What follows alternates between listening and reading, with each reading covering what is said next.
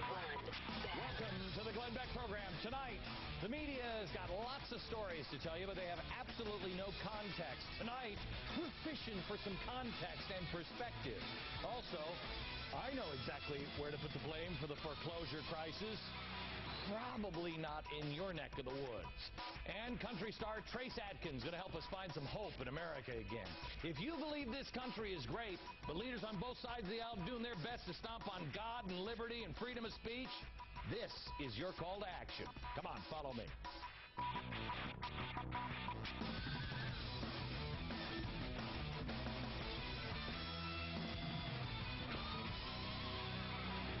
Well, hello, America. Tonight's Hot List. By the way, how was your weekend? What are you answering for? I can't hear you. These are the stories that the mainstream media is covering tonight. The U.S. pledged more than $900 million to help rebuild Gaza after the invasion by Israel. What? Senator Jim Bunning apologized for suggesting that Justice Ginsburg might be dead in the next 9 months. Oh, that's big of you.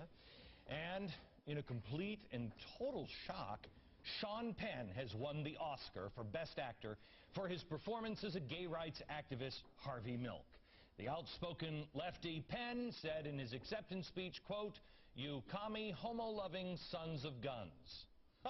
Oh, that kind of speech is always so fun and usually tolerated by most people in Hollywood. Now, those three stories don't really tell you anything. That's the problem with the mainstream media. They cover the important stories individually. They haven't put it all together. Quite frankly, it's because I don't think they even see it. For instance, there's a few stories that they're covering today, but they're covering them separately. And really, once you put them all together, you understand why they're all happening. And let me show you what they are. First piece of the puzzle. Today, President Obama hosted an economic summit where he talked about trying to cut the current deficit from $1.3 trillion to $533 billion by the end of his term. That story, I had a hard one. Look at this story, like, that doesn't really make sense. I mean, didn't he just double the deficit and now he's going to cut it in half? I mean, could have saved some time on that one. But that is only said by somebody who wouldn't understand the next piece of the puzzle. Why is he doing it? Well, while Obama was spending $787 billion here at home, Hillary Clinton got on a little airplane and, you know, she went over to China, hat in hand, to try to convince them, please buy our debt. We'd like more, please. She said, quote, "We're truly going to rise or fall together." Well, this story made the rounds, but unless you know the next story and the last one, it doesn't really make sense. Next piece of the puzzle. Last week, one of China's leaders revealed that Hillary Clinton is exactly right, and he cannot stand it. He was so frustrated about our financial mismanagement that he said, and this is an actual quote, "We hate you guys, but there's nothing much we can do," end quote. And now, the last piece of the puzzle. Hey, maybe you should buy some gold. Gold is hovering around $1,000 an ounce, which is in striking distance of a world record. After all, we're going for the gold. That means one of two things.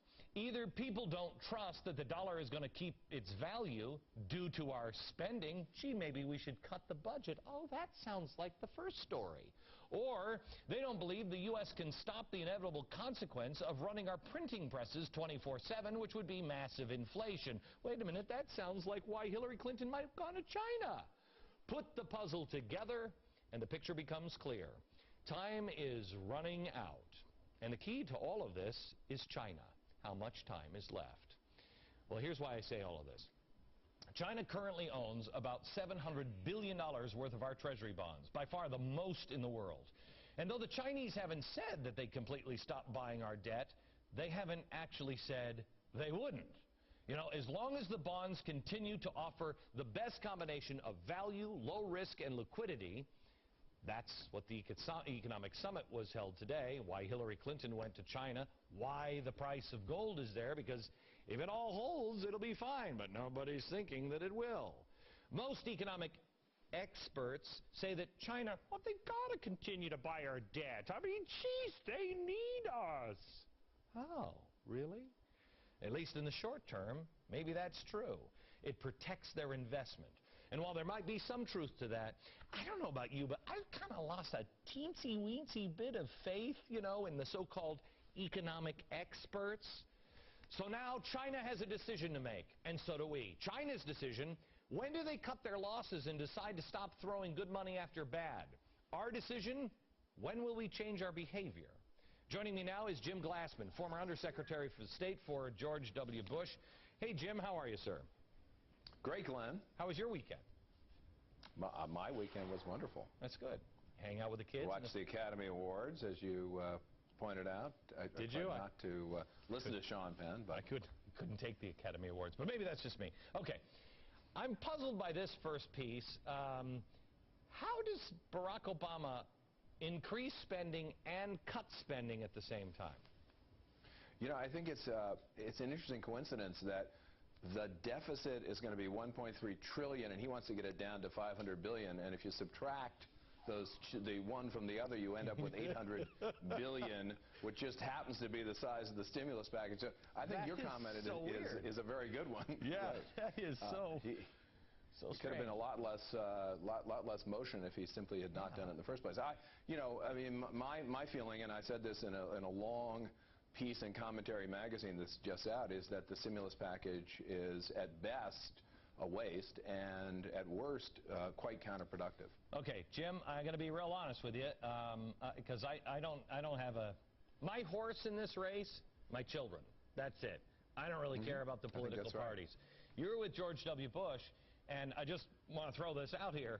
You guys spent like you were out of your mind nuts as well. Do you remember that? Right. Well, I worked for the foreign policy part of the George W. Bush administration, but so you didn't have a checkbook. You didn't have a checkbook. Well, I didn't have a checkbook, and by the way, I think that the checkbook really was in the hands of Congress. That, you know, some would argue that because there were really important things that we needed to get done on the anti-terror front, and I think we got them done. But isn't that the same? There was a little there was kind of a lax attitude towards spending, and you know, I think that's a legitimate criticism. Okay.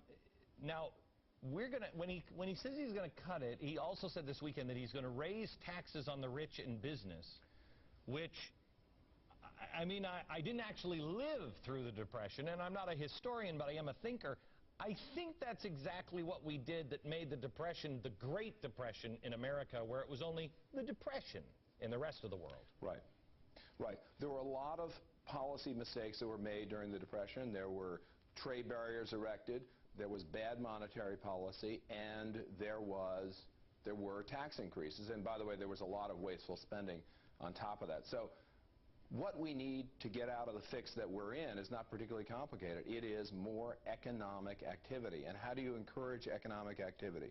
You do that by making it more attractive for people to work and to invest. And how do you do that? You keep tax rates at a decent level. And he wants to raise taxes, which is exactly the wrong thing to be doing right now and quite dangerous. And I don't think there's any surprise about why the stock market's reacting in the way it is. This is not good. It's really not good. I mean, I think we should start playing the stock market like it's golf. I think we should go for the low score. You know what I mean? I'm just saying, hey, if we get it down to like 1, buy. Definitely buy. I mean, how much could you lose? Jim, let me take you here, because you just said a minute ago, you said, you know, he's trying to get everybody to, you know, start some economic activity, but then you're taking the money away from the people who could create jobs, et cetera, et cetera. I find it really irresponsible in America now, the people who keep saying, go out and spend. I found it irresponsible for George W. Bush when he went on September 11th. Go out and spend. Whatever happened to thrift? Whatever happened to... No, you know what? We can reuse that. We don't need all of that stuff. How can we ever really, truly get out of this problem if we don't stop this crazy consumption? Don't we have to be knocked down a peg to be into something that's reasonable in consumption? I think you put it very well.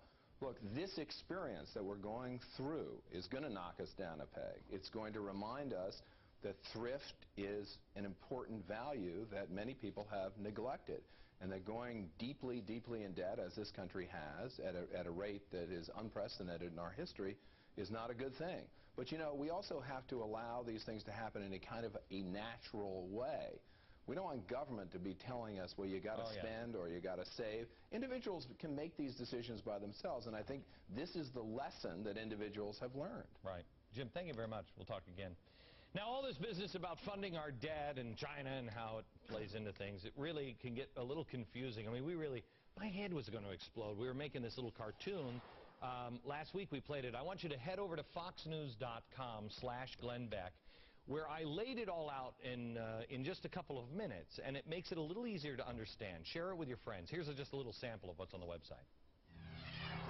So where do we get the money for, let's say, a big fat Glenn spending bill? We need a spending bill, right? Well, Barney Frank will propose a spending bill. He'll send it down to the Treasury. Normally, if this was working right, the Treasury would just give him the money, but we don't have any money. So now we have to sell this bill to China. Oh, and Chairman Mao is more than happy to provide the dough for us. You can see it all at foxnews.com/Glenn Beck, along with Mike Chucks. Switch gears for a second, kind of. On Friday's show, we took a look at some of the worst-case scenarios, and I am getting, I would say, a lot of heat for it. Oh, my gosh, what a fear-monger that Glenn Beck is. Oh, he's just after Barack Obama. You know what? I don't know when it became un-American to say, save for a rainy day, or, why don't we just prepare for the worst and hope for the best, or make sure you're wearing clean underpants in case you're in an accident, but that's a different story. People in America just can't seem to get away from politics. The fact is that I said these things while George Bush was president and in office, and I'll say them again while President Obama is in office. We are headed for really troubled times unless we wake up. Socialism is one. In fact, it's not just finance. If you want to see what our future looks like, all you have to do is look to Europe, because we are following their pattern. They're a few years ahead of us when it comes to socialism, and I think they're also a few years ahead of us when it comes to shutting down free speech. With me now is Dutch lawmaker Geert Wilders. He is facing jail time now in the Netherlands for his viewpoints on Islam. He has also just been barred from entering Great Britain to attend a screening of his new film. Good to see you again, sir. How are you? Good to see you, Glenn. Pleasure to be on your show. How surprised were you that you couldn't go into the United Kingdom? Well, I'm very surprised. I really thought that the United Kingdom was a democracy with freedom of speech high on the agenda. I was 1 month before, in December last year, a guest of the House of Lords preparing the visit and the showing of Fitna, and nobody banned me at that time. And then a few days before I went to the United Kingdom, I got a letter delivered by the UK ambassador in The Hague saying that I would not be welcome because of my views on Islam and my short film Fitna. I would threaten community harmony, whatever it means, and therefore public security. And I thought by myself, well, this is very wrong, so I just take a plane and let them send me back if they have the guts to. And unfortunately, they did. But you're here in America now. Did you have a hard time getting in? The good news is that I had a very easy time to enter in the United States, thanks to your immigration officers. Oh, yeah, I was very welcome. Now we let anybody in. It's come to the back door. Okay, let me, first of all, I just have to give you this quote and get your thoughts. There are my glasses. The fact that in Mohammedan law, every woman must belong to some man as his absolute property, either as a child, a wife, or a concubine, must delay the final extinction of slavery until the faith of Islam has ceased to be a great power among men. Pretty outrageous stuff. Yeah. You didn't say that, though. I didn't say that, no. No. Winston Churchill said that. Yeah, Winston Churchill, as a matter of fact, in a book in the 50s, also made a comparison, like Oriana Fallaci in Italy, but also Winston Churchill, the comparison between Mein Kampf and the Quran. One of the reasons that I'm being prosecuted. I don't remember Winston Churchill, who got a Nobel Prize for this book, really would have been prosecuted. And I have nothing against people. I have nothing against Muslims. But my point is that the Islam is a totalitarian ideology that should be compared not so much with other religions, but with other totalitarian ideologies like communism or fascism. And if I would have been allowed to enter the United Kingdom, and I would have gone to the House of Lords, I would have reminded them to one of the giants of America who spoke there in 1982. This was President Reagan. And President Reagan in the House of Lords, while warning for communism, said that if history teaches us anything, it teaches us that self-delusion in the face of unpleasant facts is folly. And of course he was talking about communism, but what he meant is that we cannot escape for totalitarian ideologies that want to destroy us. Well, the totalitarian ideology that wants to destroy our freedom today, unfortunately, is the Islam, and we should stand up and fight it. Well, your country has been radically changed, and it's really through political correctness. I mean, I disagree with you on Islam. I know Muslims that are good people. I have nothing. Right. Yeah. It's the ideology. Right. As it's used for control purposes. But I just want to show America this, and I don't even know if this showed on television here in the United States. We had somebody. Can I have a little bit more than 30 seconds? We had somebody on television, or that was running a television station just a couple of weeks ago, behead somebody in an honor killing. Yeah. And then in England, where you're not allowed to say anything, they have an anti-Christmas message. The Queen gives a Christmas message, and I just want to play a little bit of the other side, I guess, for fairness against Christmas. The other side, this is, do we have the video? This is the video of the other side. We don't have it? You reload it? There it is. They have Ahmadinejad give the anti-Christmas message in the United Kingdom. That's insanity. They have Ahmadinejad in the United Kingdom. They have people shouting Hamas, Hamas, and all the Jews have to be gassed in the center of London. They have Al-Qaeda affiliates as a guest from Lord Ahmed in the House of Lords a few years ago. They have pop music bands in December last year who are shouting music that gays should be killed. They have the most terrible thing, and one guy like myself is standing up and saying this is wrong. We have to defend freedom of speech and warn against the totalitarian ideology of the Islam, and I'm being banned. I'm here today, Glenn, this week in the United States to really learn from you. What I want to propose is a European kind of First Amendment. I want all the hate speech laws that are only used against us to be abolished in Europe. And let us come with a European first kind of amendment and learn from the freedom of speech that you Americans have. Well, we take it for granted. I don't think people really understand it here. Best of luck to you, sir. Thank you very much. Stay safe. I appreciate it. You know, America, there is no speech worth protecting unless it's the speech you abhor. I don't know about you, but I ain't trying to ban any speech about M&Ms are yummy. I'm okay with that. For more on my take on the road that we're on and the road to socialism, go to foxnews.com right now and check out my article right there on the homepage. Plus, you can stay in touch with the program by signing up for my free email newsletter. You'll find that at glennbeck.com. Now, a lot of problems could be solved by looking at the 9 principles and the 12 values that we've been laying out. The whole credit issue would have never turned into such a mess if we had paid attention to one value: thrift. Less credit and more living within our means. If it makes sense to you, join us for our special on Friday, March 13th.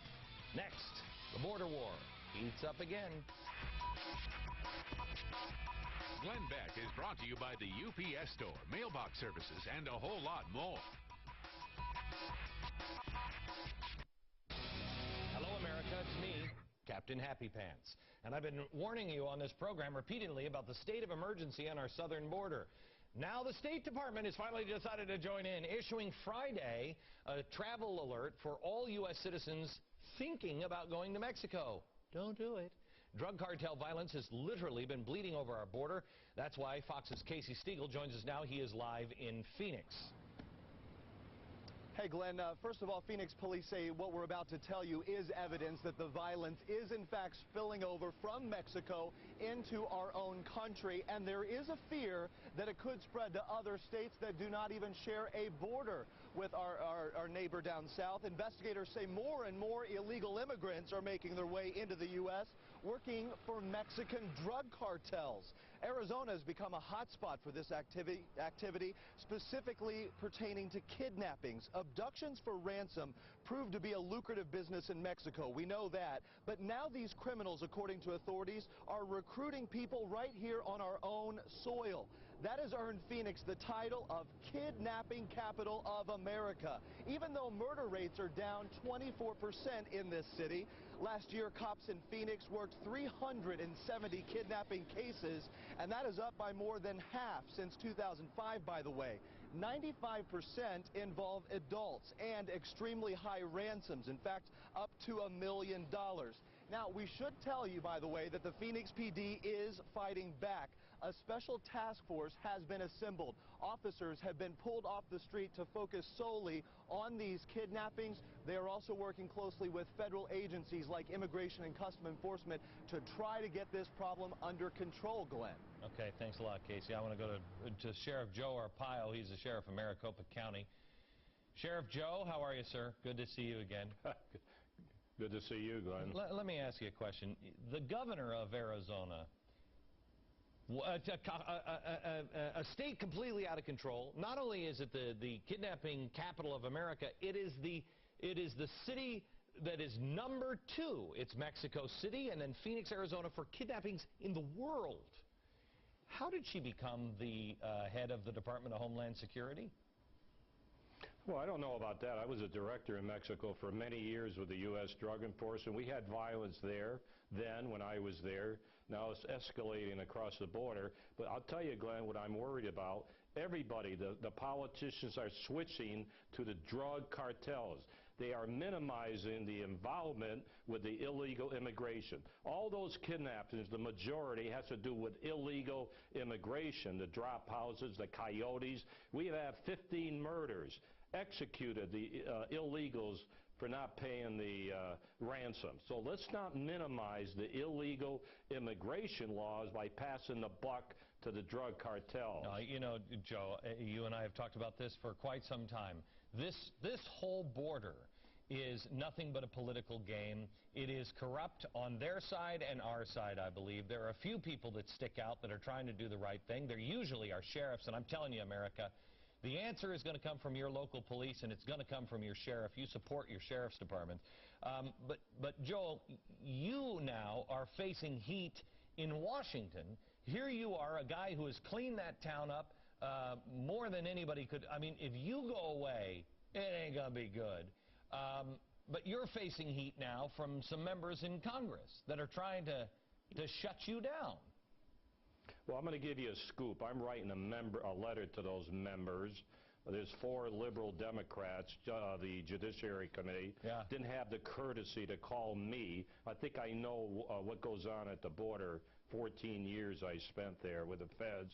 So I'm going to write them a letter. I'm going to invite them down to visit the tents and visit our operations. This is all part of the local politicians going to bed with these congressmen, going to the new Attorney General. The mayor of Phoenix has already gone to the Attorney General last year, try to get me investigated. But let them all come on down. Call the FBI, call everybody if you think I'm doing something wrong. So I welcome all these investigations. God bless you, Sheriff. You stay safe. Thanks very much. I find it amazing that the governor, the state's now Department of Homeland Security chief. Weird, isn't it? Looking at our border and the 12 values, courage jumps to mind. Some people may not have shown courage to stand up for what's right in protecting our southern border, while others have shown and continue to show extraordinary courage in the face of real danger. Our border guards come to mind. Don't miss our You're Not Alone special. It's happening on March 13th. Now, next, the Foreclosure 5, where your tax dollars are actually going.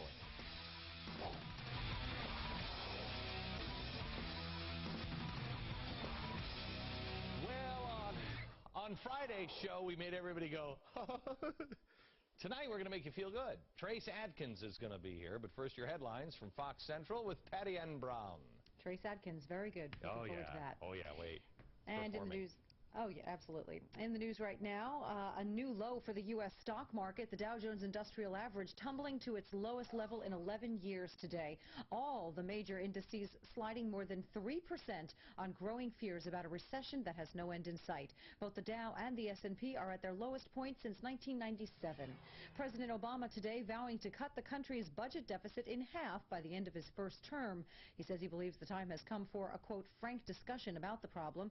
At a White House news conference a short while ago, the president said the deficit, projected to total $1.3 trillion this year, must be brought under control. And those are your headlines. I'm Patty Ann Brown. Glenn Beck returns in a moment, but first, Brett Baer is live in Washington with a preview of what he has in store on Special Report tonight. Hey, Brett.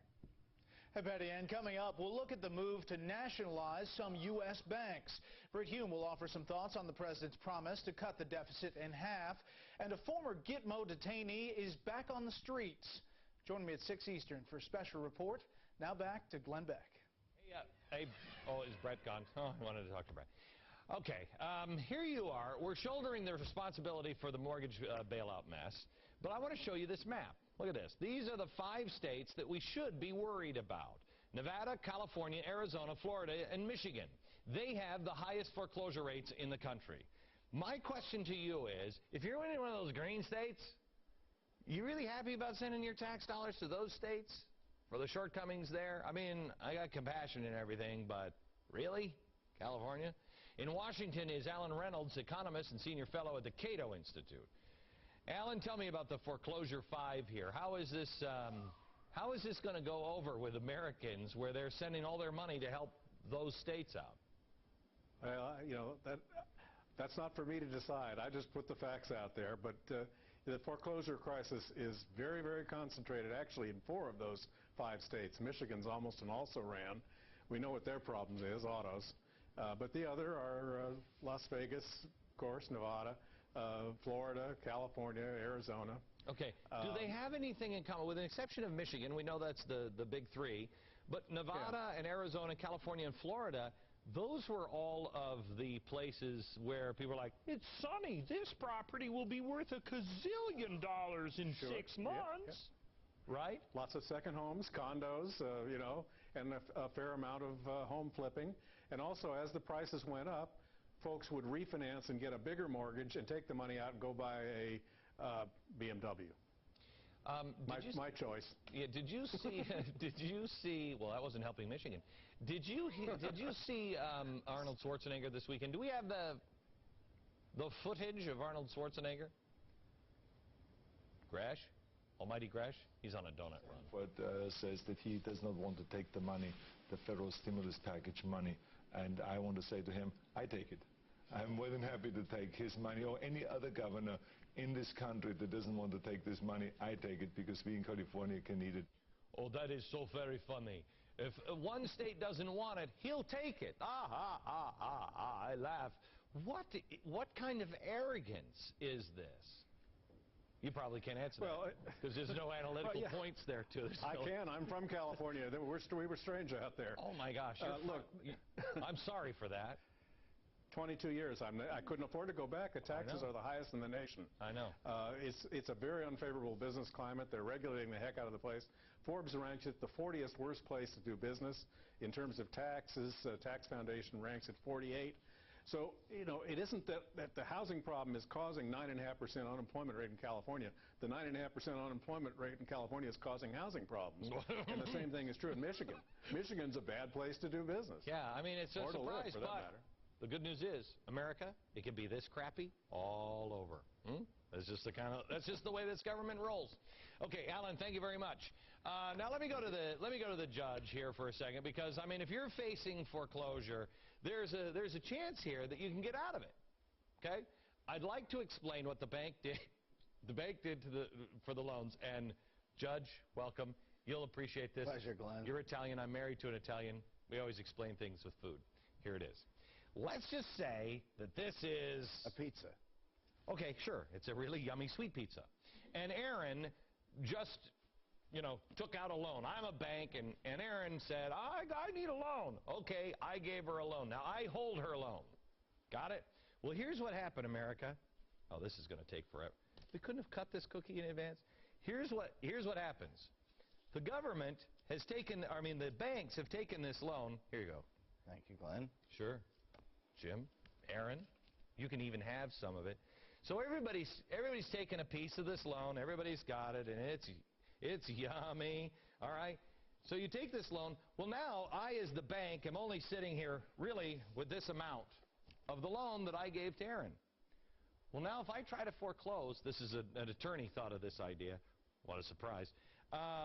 If I go and say, hey, I need you to pay back this loan, Aaron can say, well, you don't hold all of the loan.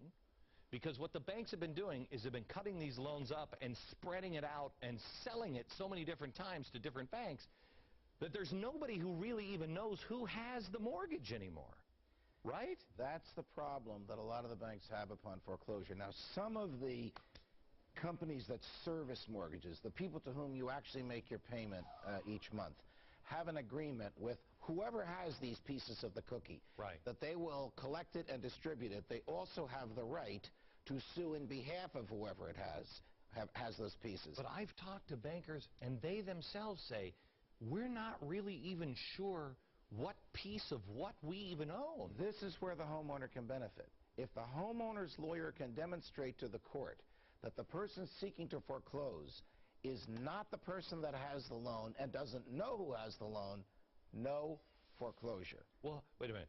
This sounds like, first, don't get me wrong, this is so bad for America, but could be so yummy for you.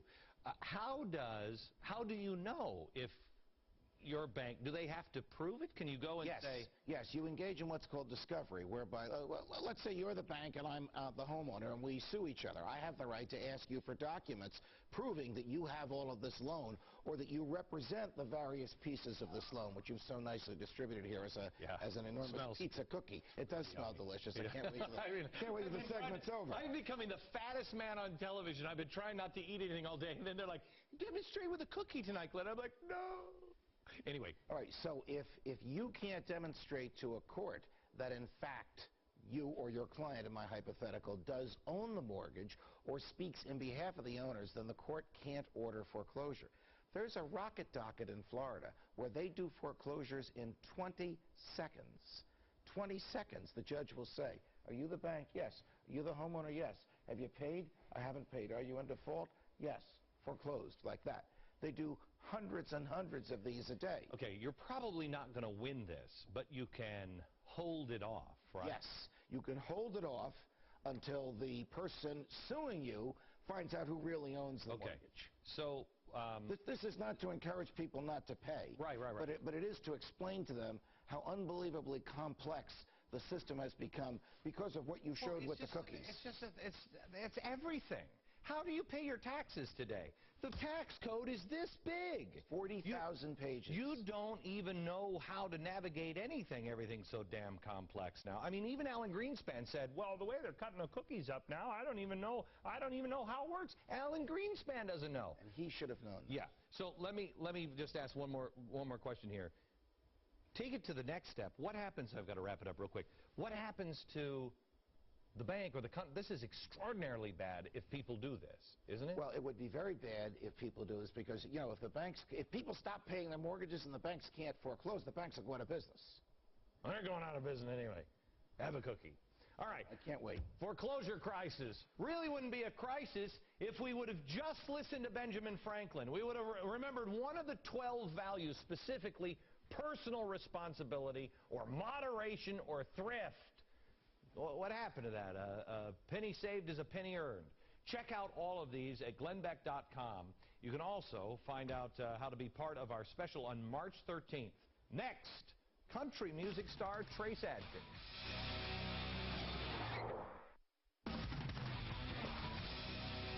Like I said a little while ago, Friday, this show is completely schizophrenic. Friday just spooked the heck out of so many people. People were crying at home.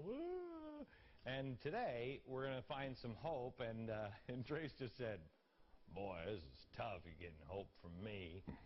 Trace Adkins, country music star. How are you, sir? I'm doing well. Good to see you. Were you relieved that Sean Penn won the Oscar last night? Oh, I would have been heartbroken had he not won. I know. I was shocked when I got up this morning. I went, what? Sean Penn won the Oscar? Yeah. I wanted to have you on because one thing I like about you is first time we met, you said, once in a while I just get so fed up, I just go out to my tractor and plow the field. And I thought of Thomas Jefferson, where he said that he would much rather be judged by a farmer and a man who has his hands in the soil than anybody in a university or any learned man. He was smart. He was smart. The problem really with America is that we've just disconnected from common sense, isn't it? Is that the only problem? Well, that's a big one. Yeah. What are the problems? Oh, my goodness. No, don't tell me the problems. How would you say, if I said to you, solve it, how do you solve it? What we're facing right now is a lot bigger than any one person or one ideology. It's huge, you know. I think about the president now. I sometimes look at him and I think I see a little bit of that deer in the headlight look on his face, because it's got to be the most overwhelming. It's got to be. I mean, every morning to wake up and face what he's facing right now. I hope he does feel that. I mean, I hope that each one of them that get into that office have that, oh, dear Lord, help me, I need help. Instead of the arrogance, instead of the arrogance of, I'm the President of the United States, you know. One of the things, and we've asked him to sing because then we're completely schizophrenic. We're a new show that has Trace Atkins sing. But I wanted to, I wanted you to sing a song today, one of my favorite songs that you do. That to me, it's about, it's just about starting over, cleaning up. No matter what you've been through, just get into the water. You explain a little bit why that's important? Well, this song too, for me, it's a song not so much about repentance, but about recognition. The fact that I recognize before anybody else does, and much more clearly than anybody else does, what my faults and my shortcomings are, you know, and I know that they are huge and they are many. And for me, that's what this song is about. It's about recognizing those faults and those shortcomings and just admitting that, you know. See, I know, you know, that's one of the things that is to try to find answers for America and try to figure out what we do. That's part of it. Is if we could just get past the politics, if we could just stop yelling at each other about this, you know, this team or this team, and just recognize, okay, guys, it's all screwed up. I don't care who screwed it up. We got to stop screwing it up now and just start again. Just recognize as individuals the role we played in our house all the way to the White House. Yeah, what was that?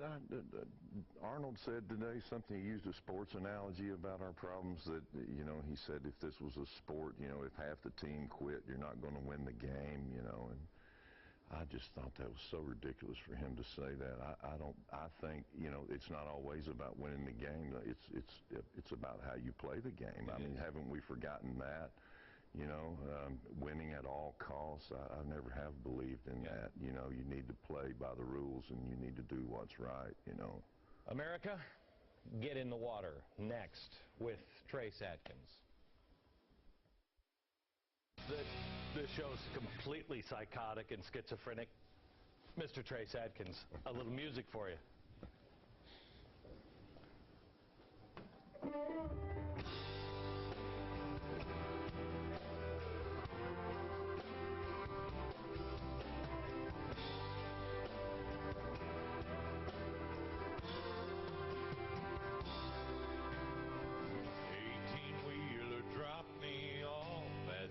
City limit sign.